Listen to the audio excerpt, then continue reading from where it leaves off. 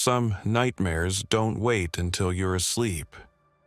They find you under cold gas station lights, in the back seat of your own car, or on an empty road when you think you're finally safe. These are true stories of ordinary people who met something unexplainable when the world was supposed to be quiet. Tonight, you'll hear what happens when fear finds you alone, when you realize the most terrifying thing isn't a monster, but a stranger watching from the dark. Before we start, make sure to subscribe to Candlelit Confessions. Every week, we share the kind of true stories that will make you check your locks, look over your shoulder, and wonder what's really out there. Don't miss the next one. You never know when it could happen to you. Story 1. I worked night shifts at a hospital in Jackson, Mississippi. 12 hours of alarms, half-lit hallways, and the constant press of emergencies. By 7 a.m., your nerves feel raw, your eyes ache, and you've learned to turn off a piece of yourself just to get through the night. But some nights don't let you go so easily, especially the quiet ones, when the world feels paused and the shadows in the corners seem to breathe. This happened on one of those nights, the kind that sticks to your skin long after you clock out. We lost a patient just an hour before changeover, and the family's crying was still echoing in my head as I walked out. I was drained, barely holding myself together, desperate to get home, shower off the night, and forget everything I'd just seen. My mind was somewhere between numbness and dread, and my only plan was to keep driving, eyes half open, until I reached my bed. But even simple plans fall apart. I only had 20 minutes to go when I saw my gas light flicker on, almost empty. So I pulled off at a 24-hour gas station I'd used before, out by the highway. The kind of place that's always too bright on the outside and too quiet inside, surrounded by miles of empty road. It was just after sunrise, but the sky was still painted that pale blue-gray, the world looking cold and unfinished. There was only one other car at the pump, a white sedan, empty. Inside the convenience store, the lights buzzed with a tired hum, and the clerk barely glanced up from his phone. I grabbed a cold brew from the fridge, paid in cash, mumbled a thanks, and stepped back into the heavy morning air. That's when I saw it. A dented, old red pickup had appeared out of nowhere, parked right next to my car, even though every other space was empty. Its windows were pitch black, engine silent, and the man in the driver's seat stared straight ahead, hands on the wheel. There was no reason to feel threatened, just a tired man in a silent truck. But something was off. He never glanced my way, not at first, but I couldn't shake the sense that he was tracking me with his peripheral vision, waiting for me to react. I slid into my car, shut the door, and just sat there, sipping coffee, trying to shake off the night. That's when he moved. He turned his head, and now he was definitely staring. Expressionless, unblinking, studying me like I was the only thing in the world. I tried to ignore it. Maybe he was just zoning out, lost in thought. But every time I glanced over, his eyes stayed locked on me. I shifted in my seat, pretending to reach for the ignition, and saw his hand twitch, as if ready to mirror my next move. My heart started racing. I texted my roommate. At the gas station, weird guy parked next to me. I even dropped a location pin just in case. The longer I sat, the more trapped I felt. The empty lot, the clerk lost in his phone, the red truck blocking any easy exit. It was all wrong. I decided to test him. I reached down and pressed the start button on my car. Instantly, the red truck's engine turned over. My fingers tightened around the steering wheel. I put my car in reverse but didn't move. His truck stayed put too. I shifted back into park, and his engine cut out, just like mine. That's when the fear really hit. He was copying me, matching my every action, as if we were caught in some silent private game. I locked my doors, realizing I hadn't done it before. I thought about calling the police, but what would I even say? A man was just sitting there, watching. That's not a crime. Instead, I snapped a low photo of his truck through my side mirror, sent it to my roommate, and waited. 5 minutes passed, then 10. We both sat there, locked in a quiet standoff, the tension stretching until every shadow in the parking lot felt alive. My thoughts raced with every possible outcome, each more disturbing than the last. Then, just as I started to lose hope, a silver SUV pulled into the lot and parked directly behind me. For a split second, I was annoyed, then realized I'd never been so relieved to see a stranger. The man in the red truck finally reacted. He started his engine, backed up slow, never looking at me or the SUV, and rolled out of the lot as if nothing had happened. When I tried to spot which way he'd gone, he was already gone, like he'd melted into the morning haze. Shaken, I moved my car to another pump just to look around, but there was no sign of the truck anywhere. I walked back inside and asked the clerk if he'd noticed the red Ford before. He didn't even look up from his phone. Yeah, he's been around. Never buys anything, just sits. The words made my skin crawl. When I asked if that seemed weird, the clerk just shrugged. This part of town. Everyone's weird. I finished filling up, hands shaking, and drove home with one eye glued to the rearview mirror. I kept replaying every moment. What if I'd stepped out of my car? What if the SUV hadn't pulled in? I'll never know what that man was waiting for, or what might have happened if I'd made the wrong move. All I know is that sometimes the most ordinary places can turn dangerous in an instant. And now, no matter how tired I am, I'd rather risk running out of gas than ever see that red truck again. Story 2. I've been driving rideshare in Detroit since 2017. Mostly night shifts because that's when the city feels different. They say the weirdos only come out after dark, but honestly, the strangest things happen when you're tired and alone, navigating empty streets and silent neighborhoods. Still, nothing I'd seen prepared me for what happened that night in late October 2019. It was the kind of cold that sticks to your bones, with a light mist turning every streetlight into a smeared halo.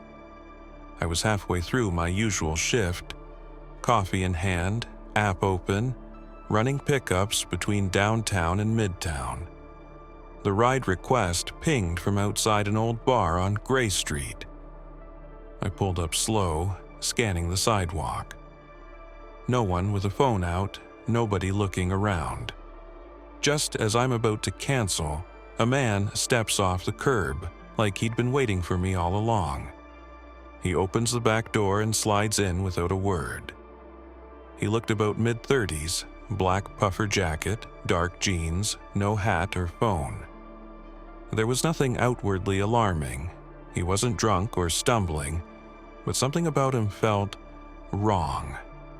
His movements were deliberate, too controlled, like he was rehearsing each one. He sat behind me in total silence, then finally spoke. West Side. His voice was flat, almost mechanical. West Side where? I asked, trying to sound casual. You got a street name? He paused, then just drive. I'll tell you when to turn. I glanced at my phone. No name, no destination. Just a ghost ping, like the app had glitched. You sure this is your ride? I asked, forcing a smile into my voice. Yeah, he replied, monotone. Let's go. I should have trusted my gut and told him to get out. But I figured, worst case, I'd drop him a few blocks and bounce. So I pulled away from the curb, nerves prickling, the city passing by in cold yellow streetlight. We drove west, the streets nearly empty. He said nothing, no directions, no small talk, just stared out the window like he was searching for something. Every few seconds, his eyes flicked to the alleys and shadows, like he was expecting to see someone, or maybe trying to spot if we were being followed. The silence grew heavier, broken only by the hum of the tires and my heart thudding in my chest. 10 minutes passed, not a single word from him. Finally, I broke the silence. "Hey, man, you want to tell me where we're going, or should I just circle the city all night?" He shifted in his seat but didn't look at me. "Left on McGray." That was on the edge of town, near run-down warehouses. No place to be at night unless you had business. I said nothing, but every instinct told me to be ready for anything. The further we drove, the more tense it got. He kept scanning the sidewalks, eyes darting from one alley to the next, shoulders tight. I tried to act normal, but my thoughts were racing. My dash cam was facing forward. My can of mace was in the door pocket, and a crowbar was under my seat. I gripped the steering wheel tighter, suddenly aware of how alone I was with him, how empty the streets were, how nobody would hear if something went wrong. We hit a red light. I shifted the car into park, refusing to keep driving blind. He leaned forward slightly, and for a split second, the tension felt like a coiled spring about to snap. Then, headlights flashed behind us. A Detroit police cruiser. Instantly, the man yanked the door handle, jumped out, and vanished across the street into an alley, never once looking back. I just sat there, heart pounding, the cruiser rolling past without stopping, as if nothing strange had happened at all. I almost flagged down the cops, but something told me not to. I didn't want to explain how I let some random guy into my car without checking the details. I drove straight home, hands still shaking. The next morning, scrolling through the news, I froze. There was his mugshot, plain as day. His name was Kyle, wanted for multiple assaults, including one just 2 nights earlier. He'd been using fake ride requests to find victims. I stared at the photo, realizing just how close I'd come to becoming another headline. I reported everything to the rideshare company. Screenshots, locations, a rough timestamp. Never heard back. I still drive at night, but now I never start the ride until the name matches, and I always make sure the passenger says it first. I don't scare easy, but I've learned the real danger isn't always loud or obvious. Sometimes it slips in quietly, sits behind you in silence, and waits until it decides to strike. Story 3. I was 21, driving home from college for summer break, the Blue Ridge Mountains fading into that strange purple twilight. Highway 276 was empty. Nothing but long curves and the feeling that the trees were leaning in to watch me pass. My old Civic hummed along, windows cracked, music low. I was alone, but not lonely, until I saw her. A girl, maybe my age, standing on the shoulder ahead, both arms half raised, as if she couldn't decide if she was waving or just trying to hold herself together. I slowed down fast. Adrenaline flooding my system.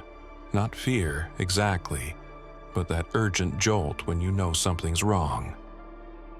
She was crying, her face streaked with tears, and she said she'd lost her phone walking along the road. "Can you help me find it, please? I need to call someone." Her voice cracked. I unlocked the doors and handed her my flashlight from the glove box. we started searching the grass together, side by side in the fading light. I asked where she was walking from, but her answer was vague. Just around here. She kept sweeping the flashlight over the ground, but her eyes kept flicking toward the tree line, not the grass. At first, I thought she was just nervous being alone with a stranger at night. I tried to make a joke. "You sure your phone didn't grow legs and walk into the woods?" She gave me a tight smile but didn't laugh. Her focus stayed on those dark trees. We both crouched down, searching through a patch of taller grass. That's when I noticed it.